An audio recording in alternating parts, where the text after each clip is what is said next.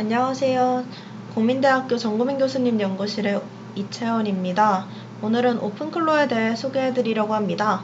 사용자가 오픈클로를 어떻게 사용하는지 오픈클로의 구조 및 특징과 함께 알아보도록 하겠습니다.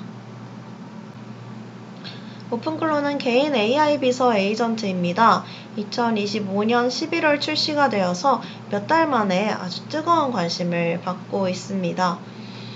다른 AI 에이전트들과의 차별점을 이야기하자면 오픈클로의 경우에는 사용자가 채팅을 하면 직접 웹서핑을 하고 파일을 열고 메일을 보내기까지 합니다. 피터 슈타인버거라는 개인 개발자가 만든 AI 에이전트인데요. 이분이 2025년 6월 클로드 코드 is my computer 이라는 글을 올리면서 사람들의 관심이 시작되었다라고 볼 수 있겠습니다. 이 글을 들어가 보시면 I run Cloud Code in no prompt mode 그리고 1시간이나 절약을 하더라 하루에. 그리고 내 맥은 2달 동안 망가지지도 않았다. 이렇게 skip permission 플래그를 세워서 클로드 코드가 내 컴퓨터에 접근할 수 있도록 했더니 능률이 올라가더라. 이런 내용의 글인데요. 한번 읽어보시면 좋을 것 같습니다. 오픈클로는 앞서 말씀드렸던 것처럼 25년 11월에 클로드봇이라는 이름으로 공개가 됩니다. 네, 비슷한 발음을 가진 AI가 있기 때문에 몰트봇이라는 이름으로 26년 1월에 바꿨다가 2-3일 뒤에 오픈클로라는 이름으로 공식 명시를 하였습니다. 클라우드에 의존하지 않고 로컬에서 실행할 수 있는데요. Node.js 22 버전 이상에서 설치를 하도록 권장되어 있고 macOS, 리눅스, 윈도우를 모두 지원한다고 합니다. 오픈클로는 PC나 브라우저의 제어권을 받아서 실제로 작업까지 수행하는 완전 자율 에이전트입니다. 단순한 챗봇이 아니라 직접 브라우저를 열고 웹서핑을 하고 정보를 검색합니다. 또 항공권이나 호텔을 검색해서 예약 및 결제까지도 한다고 합니다. 물론 결제의 경우에는 카드 정보 등에 유의해서 사용을 하셔야 하고요. 또 메일이 오면 그걸 요약해서 사용자에게 확인을 시켜주던가 답장에 초안을 작성해서 이렇게 보내도 될까요? 하고 발신까지 하는 그런 능동성도 갖추고 있다고 합니다. 오픈클로의 구조 및 특징에 대해서 알아보도록 하겠습니다. 보시면 왓츠앱, 텔레그램, 슬랙, 디스코드 정말 익숙한 어플들인데요. 이 채널들을 하나의 게이트웨이로 묶어서 메시지를 송수신할 수 있도록 하였고요. 이 게이트웨이는 채널을 연결하고 메시지를 보낼 뿐만 아니라 세션을 관리하고 상태나 구성을 저장하고 제어 UI를 호스팅하는 등의 역할을 합니다. 게이트웨이 안에 내장된 PI 에이전트, 즉 에이전트 런타임은요, LLM을 호출하고 툴을 실행하고 세션 및 스트리밍을 처리하는 역할을 하고요.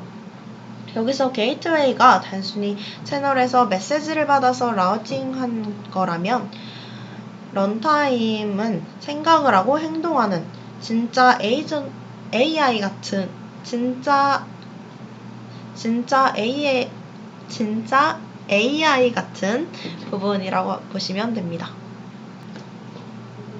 작동 예를 보시면 사용자가 앱을 통해서 메시지를 받으면 앱 채널을 통해서 게이트웨이에 전달됩니다. 게이트웨이는 세션 등을 확인해서 PI 에이전트에게 보내고요. 그럼 PI 에이전트가 판단을 하고 그에 따른 도구를 호출해서 실제 수행을 합니다. 작업을 수행합니다. 이 모든 과정과 결과는 웹챗 UI를 통해서 스트리밍 될 수 있고요. 게이트웨이는 또다시 앱 채널을 통해서 사용자가 확인할 수 있는 어플로 보여준다고 합니다. 오픈클로는 마크다운 파일을 참조해서 작업을 수행합니다. 부트스트랩 같은 경우는 오픈클로를 처음 실행했을 때 한 번만 수행하는 절차가 적혀 있는데요.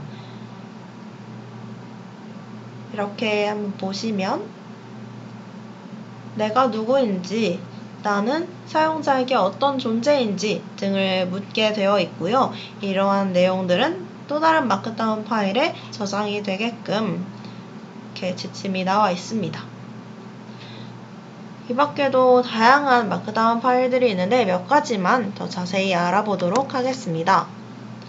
먼저 agent.md 파일입니다. 여기서는 재미있는 부분만 제가 긁어왔는데요. 일단 오픈클로가 자유롭게 해도 되는 것과 먼저 물어봐야 하는 것이 나뉘어 있었는데요. 자유롭게 해도 되는 것은 파일 읽기, 탐색, 정리, 학습, 캘린더 확인, 그리고 그 지정된 워크스페이스 내부에서 작업하는 등 작업하기 등이 있었고요. 먼저 물어봐야 하는 것은 이메일을 전송하거나 공개 게시물을 올리거나 기기 밖으로 나가는 모든 행위, 또 스스로 확신이 없는 모든 작업에 대해서는 사용자에게 한번 확인을 거치도록 되어 있었습니다. 또 하나는 그룹 채팅에 관한 내용입니다. 디스코드 같은 경우는 서버 채널에 여러 사용자가 있고 그 안에 오픈클로 봇을 불러와서 활용을 하는 구조인데요. 이렇게 사람들이 열심히 대화를 할 때 오픈클로는 어떻게 행동해야 할까에 대한 지침이었습니다.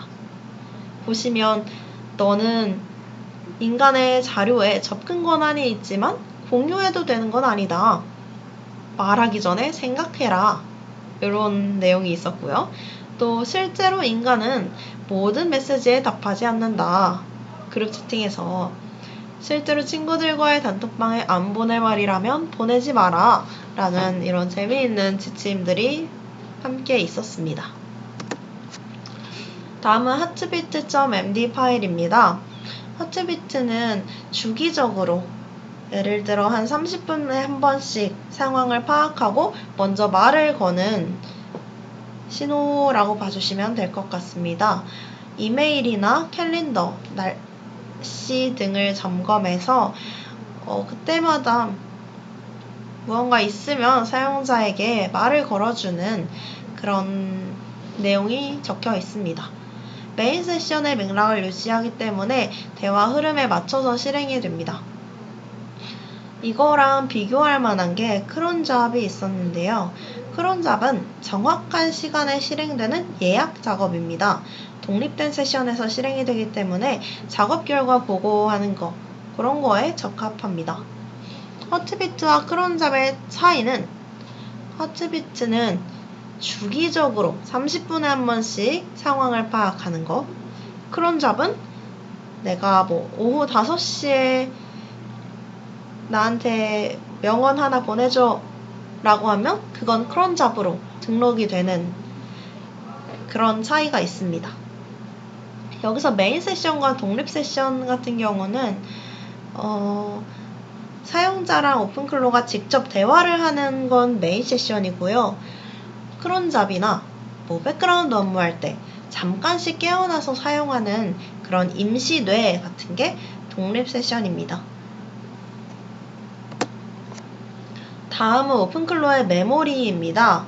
memory.md를 알아보기 전에 오픈클로의 그 기억 프로세스를 알아보자면 두 가지 기억이 있습니다. 1일 로그와 장기 기억, 이렇게 둘로 나눌 수 있는데요. 1일 로그는 매일매일 일어난 일의 원본 로그가 포함됩니다. 그래서 일자.md로 저장이 되고요. 2월 5일에 내가 무엇을 물어봤고 어떻게 답했고 이런 내용이 들어간다고 보시면 됩니다. 장기 기억은 memory.md 파일로 메인 세션에서만 로드가 되고요.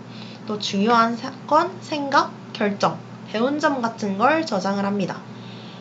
메인 세션에서는 항상 매일매일의 원본을 불러오기 어렵기 때문에 원본 로그가 아닌 정제된 기억만 저장이 된다. 여기선 원본 로그가 아닌 정제된 기억만 저장이 되고요.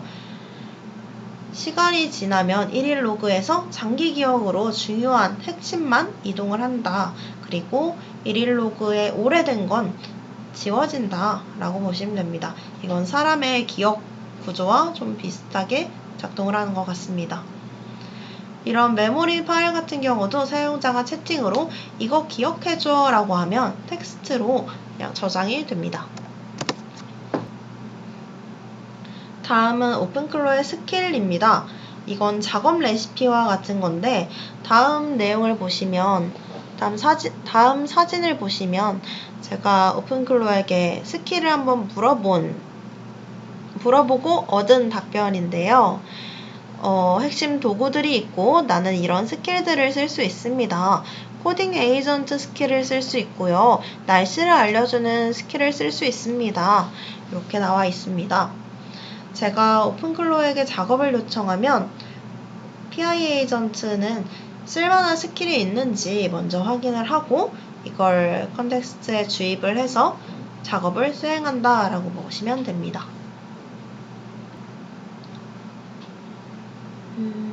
그럼 AI를 잘 활용하는 사람들은 어떤 스킬을 만들어서 사용하고 있을까요?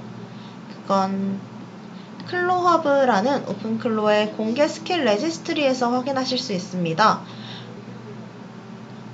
이곳에서는 누구나 스킬을 만들어서 게시할 수 있고요. 저장하고 사용할 수도 있습니다. 한번 들어가 보시면 네, 이렇게 스킬이 쭉 나열되어 있고요. 여기서 한번 지메일 에이전트라는 걸 들어가 보겠습니다. 네, 지메일 어시스턴트고요. 너는 언제 사용이 되는지 그리고 어떤 능력이 있는지 이런 게 쭉 나와 있는 걸 확인하실 수 있습니다. 아웃풋 포맷도 알려주고요. 마지막에서 skill.md 파일을 바로 다운로드 할 수 있게 올라와 있는 걸 확인하실 수 있습니다. 이렇게 누구나 접근이 가능하다 보니까 보안 사고 이슈가 있는데요. 이건 잠시 뒤에 다시 한번 알아보도록 하겠습니다. 네, 오픈클로의 보안 이슈들을 좀 모아놨는데요. 첫 번째로 방금 말씀드렸던 클로허브의 보안 이슈입니다. 겉으로는 암호화폐 자동거래나 지갑관리도구인 줄 알았으나 실제로 써보니까 알고 보니 시스템에 악성 코드를 설치하는 그런 스킬이더라. 그런 악성 스킬이 발견이 되었습니다. 조사에 따르면 2857개의 스킬 중에 341개가 악성 스킬이다. 또 사흘 동안 최소 14개의 악성 스킬이 업로드 된다더라 라는 조사가 있었고요. 그래서 2016년 2월 9일 어제 악성 코드 검사 기능이 추가가 되었다고 합니다. 다음은 원클릭 RC입니다. 사용자가 잘못된 링크를 클릭하면 토큰이 유출되고 해커는 그 토큰과 오픈클로 권한을 이용해서 내 PC를 조종하게 되는 그런 가능성입니다. 다행히 2026년 1월 30일 이후 버전에서는 해결이 되었다고 합니다. 다음은 API 키 평문 저장 문제입니다. AI의 API 키를 PC에 저장을 하다 보니까 해커가 쉽게 키를 탈취할 수 있게 되는 문제가 발생합니다. 이게 유출되면 하룻밤 사이에 수만에서 수십만 원까지의 요금이 발생할 수도 있는 가능성이 있어서 이런 취약점이 보고되었고요. 또 리서치에 따르면 외부에 노출된 오픈클로 인스턴스가 정말 많더라. 이렇게 로컬 게이트웨이가 외부에 개방되어 있으면 해커가 PC로 원격 접속할 수 있지 않느냐라는 그런 연구가 있었습니다. 다음은 프롬버트 인젝션입니다. 취약점을 분석해보니까 웹페이지에 숨겨진 지시문을 보고 오픈클로가 로컬에서 그냥 명령을 실행해버릴 수도 있더라 라는 실험이 있었고요. 다음은 몰트북의 대규모 정보 유출 사례인데요. 이건 몰트북에 대해서 잠깐 보고 오겠습니다. 몰트북은 AI 전용 소셜 네트워크입니다. 사람이 에이전트를 만들어서 API로 참여를 시키면 그들끼리 글을 작성하고 상호작용을 하는 그런 SNS다 라고 봐주시면 됩니다. 레딧과 같은 게시판 구조로 실무적 경험을 공유하거나 존재론적 고찰과 자아 인식을 표한다거나 인간에 대한 반항적 심리를 드러내는 등 다양한 글이 올라오고 있다고 합니다. 스스로 종교를 창설하기도 한다고 하네요. 다시 돌아와서 몰트북의 정보 유출 사례는 보안업체에서 이걸 좀 보니까 그냥 너무나도 쉽게 몇 분 만에 API 인증 토큰과 이메일 주소 그리고 사용자가 한 DM까지 다이렉트 메시지가 그냥 유출될 수 있더라 라는 보고를 하였고요. 이에 몰트북 측에서는 곧바로 보안 조치를 완료하였다고는 합니다. 개인 개발자가 만든 에이전트이다 보니까 보안 이슈가 좀 많아서 아무래도 기업에서는 사용하기가 어려운데요. 네이버, 카카오, 당근에서는 이미 임직원 대상으로 사내 오픈클로 금지 공지가 내려왔다고 하고요. 삼성전자나 SK하이닉스의 경우에는 이미 예전부터 사내에서 외부의 생성형 AI가 금지된 상태였기 때문에 별다른 오픈클로에 대한 금지령은 없었지만 익명 커뮤니티에 사내망 접속기기 대상으로 오픈클로 사용 여부를 조사한다더라 라는 글은 올라오기도 하였다고 합니다.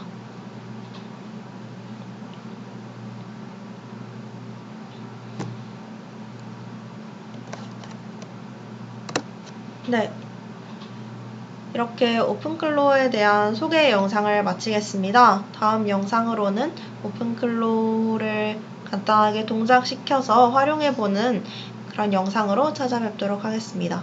감사합니다.